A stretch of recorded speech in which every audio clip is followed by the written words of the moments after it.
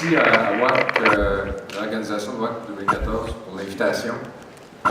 Je suis vraiment content d'être ici. En fait, merci d'être avec nous. Merci de m'avoir invité. Jean-Marc, qu'est-ce que tu fais dans la vie? Je suis vice-président produits numériques pour la presse.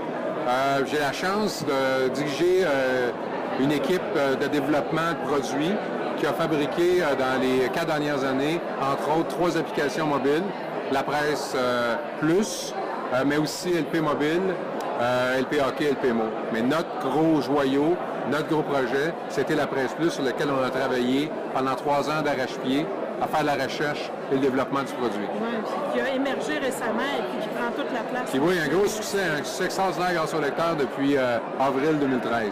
Ah, bravo, félicitations. En fait, résumez-nous un peu la conférence que vous venez de terminer. Bien, c'est une conférence sur, je l'ai appelée « Sauter sur la prochaine courbe », puis c'est un peu comment on fait pour, dans une grande entreprise comme dans une petite, pour, dans le fond, sauter sur la prochaine grande tendance. Dans notre cas, nous, c'était s'en aller vers la mobilité. Comment on fait pour gérer le changement? Comment on fait pour s'entourer de gens qui vont nous amener là? Comment on fait pour changer notre culture? Comment on amène, finalement, l'innovation et la réalisation de ces visions-là? Donc, ça se fait pas en une seule étape, il y en avait plusieurs. Oui, bien en fait, ma conférence essaie d'amener les gens à travers les différentes étapes. Donc, le premier défi, c'est de passer à travers la phase du déni, parce que souvent, on ne voit pas les problèmes, puis on pense que on voit la glace fond, mais on se dit, la glace fond, mais il va toujours avoir de la glace. Or, la glace ne fond pas gentiment. On l'a vu avec des entreprises comme Blockbuster. Quand ça commence à fondre, ça fond rapidement. Notre industrie, présentement, est vraiment challengée par, dans le fond, le nouvel univers numérique dans lequel on est. Et donc, la première étape à passer, c'était le déni. Ensuite, à regarder la réalité en face, trouver les causes. Et là, il faut commencer à innover parce qu'il faut trouver des solutions. Alors, c'est un peu ça. Alors, la présentation, c'était de partir du déni, trouver les causes, observer, avoir une vision, la développer, s'entourer d'une équipe, innover, créer des solutions qui fonctionnent et se rendre jusqu'à l'étape, bien entendu, d'un véritable produit qu'on réalise, qui fonctionne et qui est aimé. C'est beaucoup. C'est beaucoup de choses. Mais en fait, ce que j'ai beaucoup aimé dès le départ, puis une chose qui m'intéresse de savoir, combien de temps faire le tour de la situation actuelle, de bien comprendre la réalité, combien de temps ça peut prendre une étape comme ça? Bien, honnêtement, la première étape, notre CEO, M. Crevier, vraiment a mis les paramètres du problème. C'est quelqu'un qui ne s'est pas mis la tête dans le sable, qui rapidement a vu le problème. Puis honnêtement, dans le projet, l'histoire qui est comique, que je n'ai pas racontée, c'est que moi, je voulais faire une application pour tablette. J'avais aucune idée du projet dans lequel j'étais pour embarquer. J'avais fait il y avait la rumeur de la tablette, on était au mois de décembre 2009.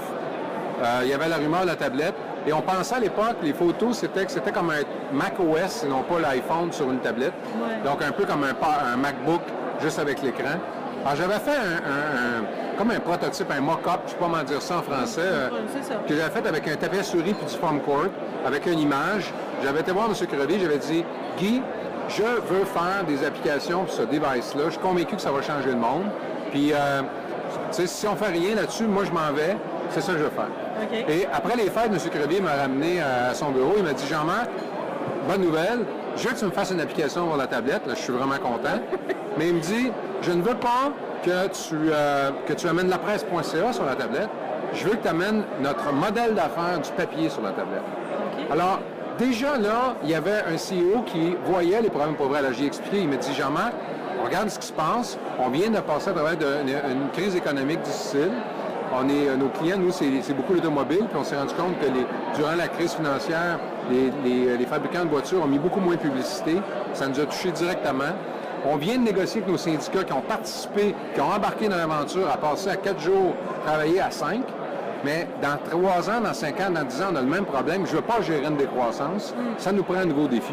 Ça nous prend une nouvelle plateforme. Je veux que tu trouves une façon d'amener notre modèle d'affaires. Alors, dès le début, et tout de suite, j'ai vu que ce qu'il m'a demandé là, ça ne prendra pas 3 mois. J'ai dit, Guy, il m'a vraiment dit, j'espère qu'il n'entendra pas le reportage, mais c'est ce que j'ai dit. J'ai dit, Guy, t'es fou. Ça va me prendre au moins 2 ans, ce que tu me demandes. Ouais. Il m'a dit, Jean-Marc, c'est ça que je veux. Alors, dès le début, le déni, il a dissipé. C'était derrière. Et tout de suite, là, on s'est tout de suite attaqué. OK, bon, mais c'est beau, on comprend le problème. On comprend en fait le péril dans lequel on est, mais là, il faut comprendre pourquoi. Et même si le CEO avait cette vision-là, il faut faire attention. Ça ne veut pas dire que les autres vice-présidents ou les autres directeurs ou même l'actionnaire avaient la même vision. Parce que tout le monde dans l'industrie nous disait, mais non, vous avez une vache à lait extraordinaire. L'expression des Américains, ils disent « milk the car », profitez-en, bien, coupez les coûts, puis vous pouvez surfer là-dessus sur 10 ans, 15 ans peut-être. Guy, ce qu'il voulait faire, c'est dire qu'il faut trouver un moyen d'assurer la pérennité, puis si on n'invente pas quelque chose, on est mort. Alors le déni, jour 1, c'est dissipé. Mais il fallait quand même convaincre bien des gens que la banquise est en train de fondre. Oui, mais quand on a quelqu'un d'en haut qui a compris, puis qui a déjà mis ça derrière lui, puis qui est prêt à voir vers l'avant, comme vous disiez justement dans la conférence, on voit en avant, on regarde pas ailleurs. Déjà, il y a une grosse partie du travail de fait. Pour moi, c'est sûr que ça a été un appui extraordinaire parce qu'il n'a pas toujours été d'accord avec le comment, mais il a toujours été même l'esprit du pourquoi on le faisait.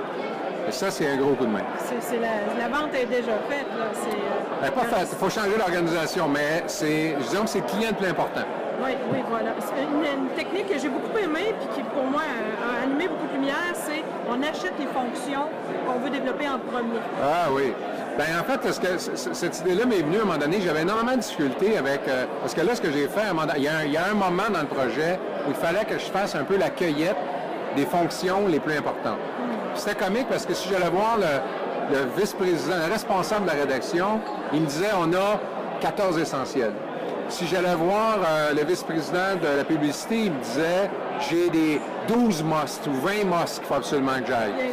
Puis si j'allais voir le responsable de communication du marketing, il me disait moi là j'ai des incontournables, j'en ai 8.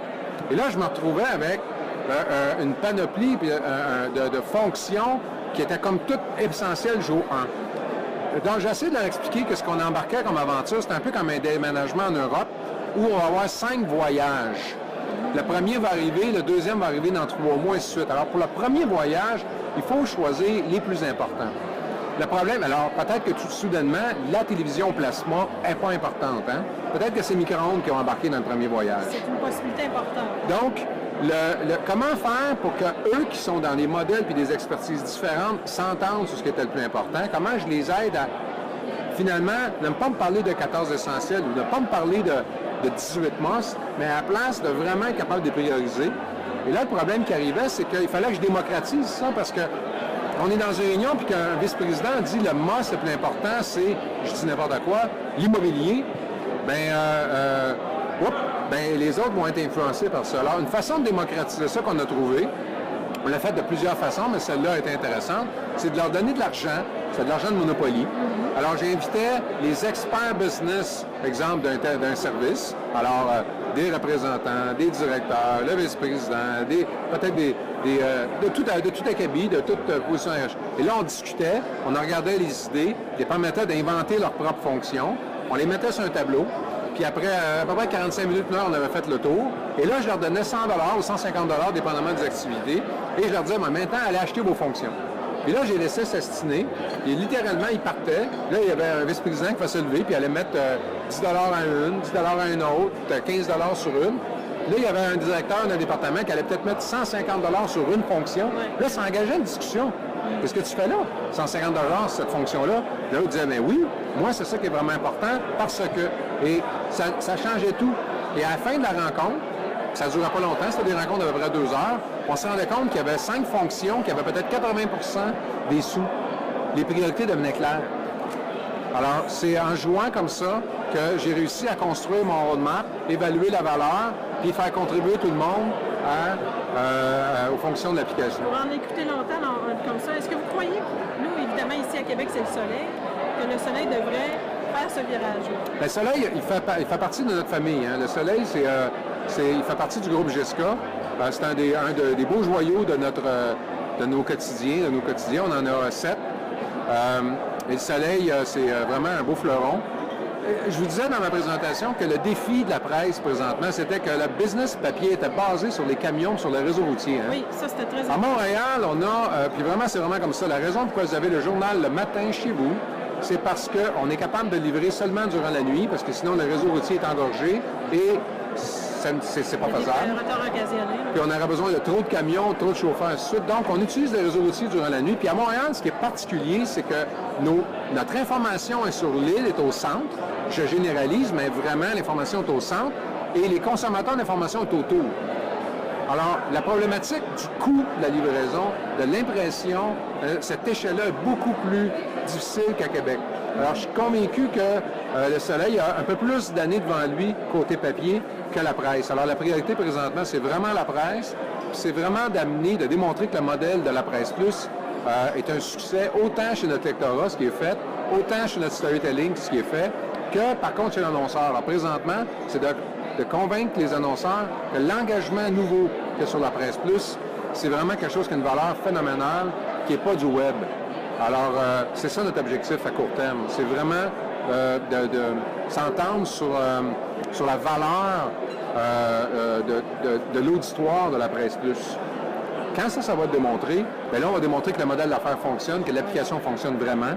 Quand on aura arrêté les presses à la presse, qu'on aura assuré notre pérennité, bien là, je peux vous dire qu'on va être capable de s'attaquer aux autres quotidiens du groupe.